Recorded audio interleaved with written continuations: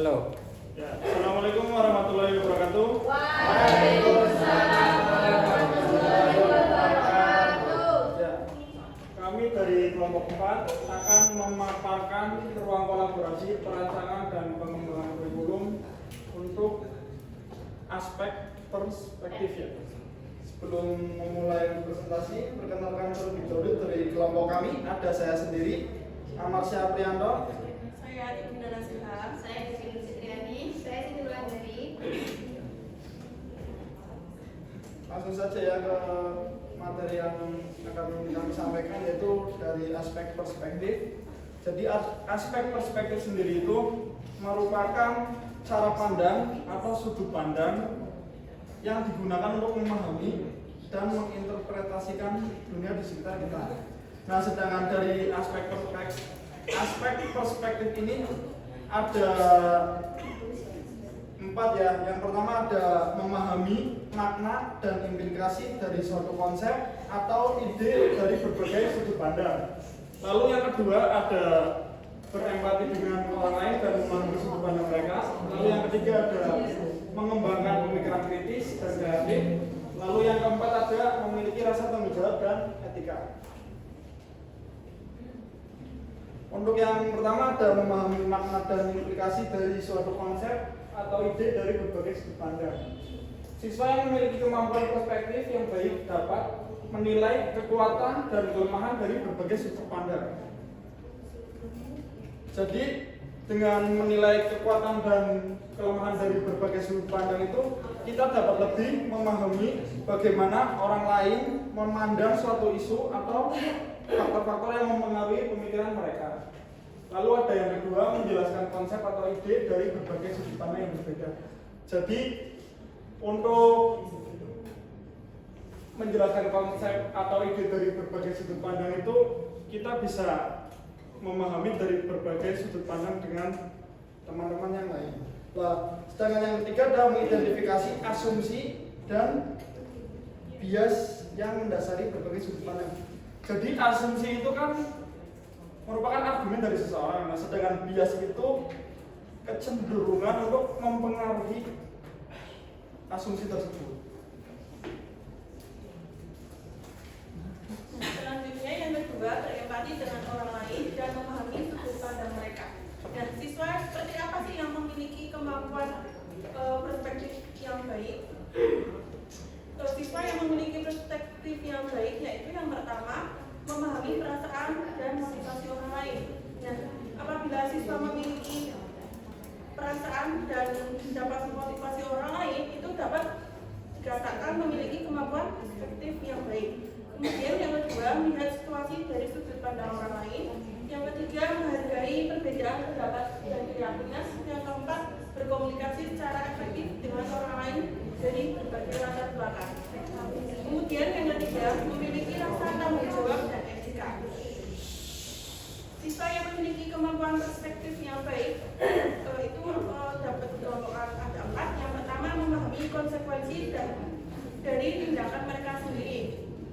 Jadi apabila siswa itu memahami konsekuensi apa yang akan dilakukan itu menyatakan siswa memiliki rasa tanggung jawab dan etika. Kemudian yang kedua, mempertimbangkan dampak dari keputusan mereka terhadap orang lain. Yang ketiga, berperilaku dengan cara yang bertanggung jawab dan etis. Yang keempat, berkontribusi secara positif kepada masyarakat. Kemudian yang keempat, mengembangkan pemikiran kritis dan kreatif. Siswa yang memiliki kemampuan perspektif yang baik dapat, yang pertama, dapat mengajukan pertanyaan yang mendalam tentang sesuatu topik. Nah, apabila siswa memiliki pemikiran yang kritis, siswa itu dapat mengajukan pertanyaan tentang suatu topik tersebut. Yang kedua, dapat menganalisis informasi secara kritis. Nah, kemudian siswa itu dapat menganalisis secara kritis tentang pemahamannya. Yang ketiga, memikirkan solusi kreatif untuk masalah. Yang keempat, menyesuaikan diri dengan situasi baru dan tidak terduga. Selanjutnya, guru dapat mengimplementasikan aspek perspektif dalam pembelajaran melalui beberapa strategi. kelas atau diskusi kelompok. Dengan diskusi kelompok, peserta didik bisa saling bertukar sudut pandang terkait materi yang sedang dipelajari. Terus ada pelajaran berbasis proyek. Dari pembelajaran berbasis proyek ini nanti peserta didik dibagi setiap perannya sehingga mempunyai tanggung jawab dalam menyelesaikan proyek tersebut. Terus ada simulasi dan permainan peran. Mungkin untuk simulasi dan permainan peran bisa di mata pelajaran bahasa Indonesia dan lain sebagainya. Simulasi dan permainan peran ini dapat digunakan untuk membantu siswa memahami bagaimana perspektif yang berbeda dan melalui cara-cara memandang sesuatu masalah. Terus ada penilaian yang berfokus pada perspektif seperti esai, presentasi, dan debat atau diskusi kelompok. Contoh-contoh konkret bagaimana siswa menunjukkan perspektif dalam mata pelajaran matematika. Yang pertama ada menghubungkan konsep matematika dengan dunia nyata. Contohnya apabila peserta didik memahami konsep geometri, peserta didik bisa menjelaskan bagaimana segitiga itu diterapkan di dunia nyata atau diterapkan dalam kehidupan sehari-hari. Misalkan lingkaran bisa untuk mendesain objek yang estetis atau estetik seperti itu. Terus siswa yang memahami konsep statistik itu dapat menghubungkan atau menghitung rata-rata standar penjualan untuk menentukan produk mana yang paling populer. Selanjutnya menerapkan konsep matematika untuk menyelesaikan masalah. Misalkan siswa yang memahami persamaan linear itu dapat digunakan dalam kehidupan sehari-hari untuk menyelesaikan masalah berkaitan pembiayaan, perjalanan, atau campuran zat atau jual beli. Nah, seperti itu. Terus selanjutnya siswa yang memahami konsep kalkulus itu dapat dihubungkan dengan kehidupan penyelesaian masalah seperti menghitung kecepatan dan percepatan objek yang bergerak untuk menentukan nilai maksimum dan minimum. Selanjutnya siswa yang memahami konsep matematika dapat menjelaskan konsep tersebut kepada orang lain dengan cara yang jelas dan ringkas. Misalnya ada teman yang tidak tahu, jadi kalau misalnya dia memahami konsep matematika bisa menjelaskan kepada temannya. Contohnya siswa dapat membuat presentasi tentang teorema Pythagoras juga. Kemudian siswa yang memahami konsep matematika juga dapat menjawab pertanyaan tentang konsep tersebut dengan cara yang komprehensif dan akurat ya. Contohnya siswa dapat menjawab pertanyaan mungkin tentang rumus bangun data.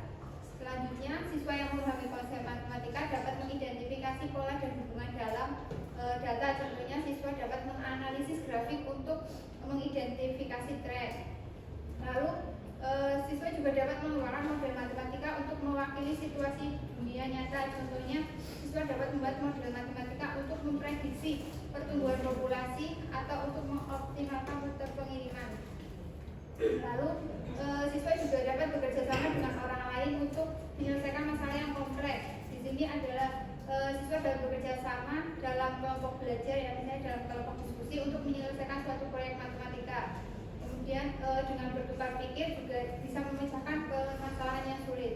Lalu yang selanjutnya dapat saling membantu untuk belajar dan memahami konsep baru, di mana siswa dapat menjadi tutor bagi siswa lainnya atau di sini tutor sebaya ya, untuk berpartisipasi dalam diskusi kelompok tentang matematika. Ya, mungkin itu saja pemaparan dari kelompok kami. Apakah ada pertanyaan dari kelompok satu, mungkin kelompoknya Mas Kala mungkin? Oke. Dari kelompok 2 Mas Rio?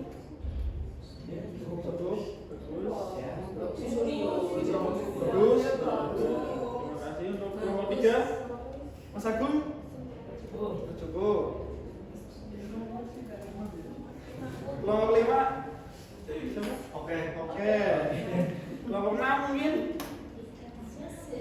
Sip. Ya, karena tidak ada pertanyaan dari kelompok kami, tutup dulu presentasinya. Terima kasih. Apabila ada kekurangan, wassalamualaikum warahmatullahi wabarakatuh.